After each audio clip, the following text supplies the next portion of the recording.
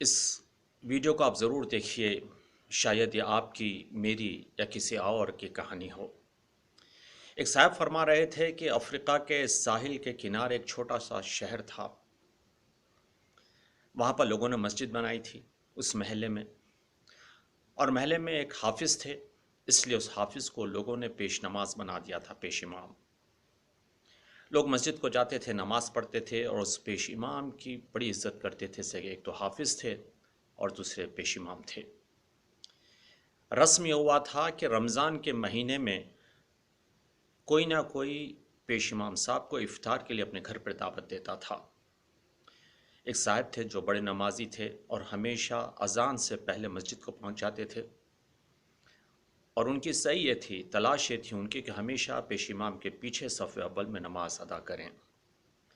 رمضان کا مہینہ آیا، ان کی باری ہوئی، اور انہوں نے پیش امام کو اپنے گھر پر دعوت دی، افطار کی، اچھے اچھے کھانے بنائے اور پیش امام کو دیے، اور جاتے وقت بھی انہوں نے پیش امام کو کھانا دیا بہت سارا، تاکہ وہ اپنے بچوں کو افطار کے لیے یا سحری کے لیے کھانے میں دیں۔ پیش امام صاحب نے ان کے لیے دعا کی اور وہ چلے گئے۔ دوسرے دن صبح میں جب یہ نمازی جس کا ذکر ہو رہا ہے، اس کی بیوی گھر کی صفائی کر رہی تھی، تو اسے ایسے لگا کہ طاقچے پر جو پیسے رکھے تھے، جو کرنسی تھی، ان کی نوٹ جو رکھے تھے وہ غائب ہیں۔ اس کی بیوی نے بہت ڈھونڈا، یہاں تلاش کیا، وہاں تلاش کیا، اسے کہیں پر وہ نوٹ نظر نہیں آئی۔ اس کی بیوی نے یہ سوچا کہ شاید اس کے شوہر نے یہ پیسے اٹھائے ہیں۔ شام میں جب شوہر آیا تو اس نے شوہر سے سوال کیا، وہ جو طاقچے پر پیسے رکھے ہوئے تھے تم نے اٹھائے؟ شوہر نے کہا میں نے نہیں اٹھائے۔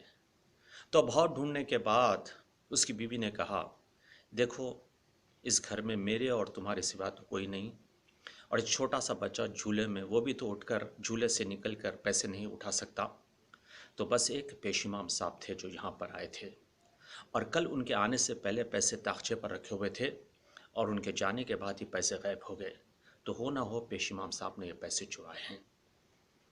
اس آدمی کو یہ برا لگا کہ پیش امام کو اگر پیسے چاہیے تھے تو اس نے مانگا کیوں نہیں، چرائے کیوں اس نے، اٹھایا کیوں وہاں سے اس نے؟ تو لہٰذا دوسرے دن سے اس کے دل میں جو عزت تھی پیش امام کے لیے وہ ختم ہونے لگی۔ وہ دیر سے نماز کے لیے پہنچتا تھا، اور صحیح یہ کرتا تھا وہ کہ آخری صف میں ہو، یا وہ نماز جماعت کے ساتھ نہیں بلکہ فرادہ پڑھ لیا کرتا تھا، اور روبرو بھی نہیں ہوتا تھا پیش امام سے، تاکہ پیش امام کو سلام بھی کرے اور وہ اس کا جواب دے۔ ایک سال اسی طرح گزر گیا، پھر رمضان آیا۔ رمضان آنے کے بعد سب لوگ معمول کے مطابق پیش امام کو دعوت دینے لگے۔ ان کی باری آئی تو یہ کچھ نہ بول سکے ان کو، لوگوں سے، کہ پیش امام میرے گھر میں آ کے پیسے چرائے تھے۔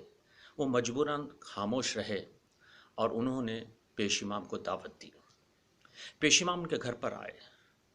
جب آ کر دسترخوان پہ بیٹھے ہوئے تھے تو اس آدمی نے کہا، آپ جانتے ہیں میں ایک سال سے آپ سے بات نہیں کر رہا ہوں، آپ کو سلام بھی نہیں کر رہا ہوں۔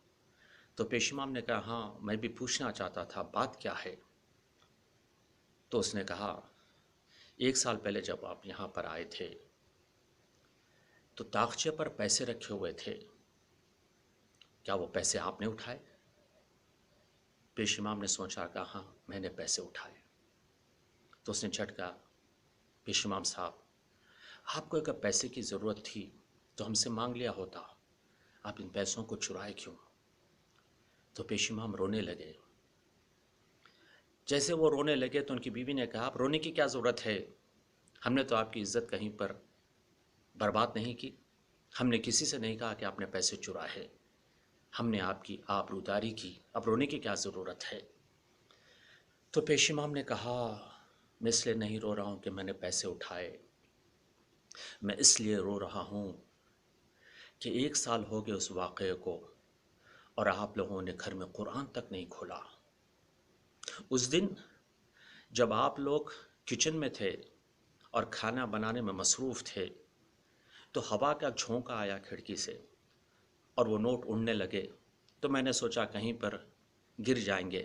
میں نے اٹھا کر انہیں فرش کے نیچے رکھنا چاہا، لیکن میں نے کہا شاید فرش کے نیچے آپ لوگ اسے ڈھونڈ نہیں پائیں گے۔ میں نے جو قرآن رکھا ہوا تھا، قرآن کھول کر اس کے بیچ میں نے وہ پیسے رکھ دیے کہ شاید آپ لوگ جب قرآن کھولیں گے کل صبح میں تو آپ کو پیسے مل جائیں گے۔ اور میں بتانا چاہ رہا تھا آپ کو، میں بھول گیا۔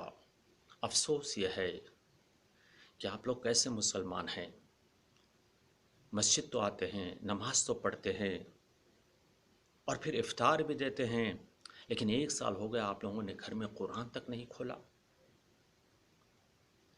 جی ہاں، یہ کہانی شاید ہم میں سے بہت سے لوگوں کی ہے۔ کبھی کبھی جب ہمیں پتہ چلتا ہے، خبر ملتی ہے کہ کسی کافر نے قرآن کی توہین کی ہے، تو آپ دیکھتے ہیں کس طرح سے لوگ سڑک پر نکل آتے ہیں، احتجاج کرتے ہیں، نعرے لگاتے ہیں، نعرے بازی کرتے ہیں کہ بھائی قرآن کی توہین ہوئی ہے۔ لیکن پتہ نہیں انہی میں سے کتنے لوگ ہیں جنہوں نے اپنے گھر میں رکھے ہوئے قرآن کی طرف دیکھا بھی نہیں، اسے کھولا بھی نہیں۔ ایک سوال ہے، وہ کافر جو ایمان نہیں رکھتا قرآن پر، اس نے قرآن کی توہین کی، اس کا جرم زیاد ہے، اس کا گناہ زیاد ہے، یا اس شخص کی جو اپنے آپ کو مسلمان کہتا ہے اور قرآن پر ایمان رکھتا ہے اور قرآن کی طرف توجہ نہیں دیتا، قرآن کو کھولتا نہیں اور قرآن کی توہین کرتا ہے؟ آپ ہی بتائے، گناہ اس کافر کے زیاد ہے یا اس مسلمان کی جو اپنے آپ کو مسلمان کہتا ہے؟ اگر یہ ویڈیو آپ کو پسند آئی ہو تو آپ شیئر کیجئے۔ شاید ان میں سے بہت سے لوگ ہیں جو آج بھی اپنے آپ کو مسلمان کہتے ہیں، قرآن پر ایمان رکھتے ہیں، اور کہیں پہ اگر قرآن کی توہین ہوتے ہیں تو وہ بھڑک اٹھتے ہیں، روڈ پر نکل آتے ہیں، لیکن خود کبھی بھی قرآن کی طرف دیکھتے نہیں اور قرآن کی توہین کرتے ہیں۔ اللہ حافظ۔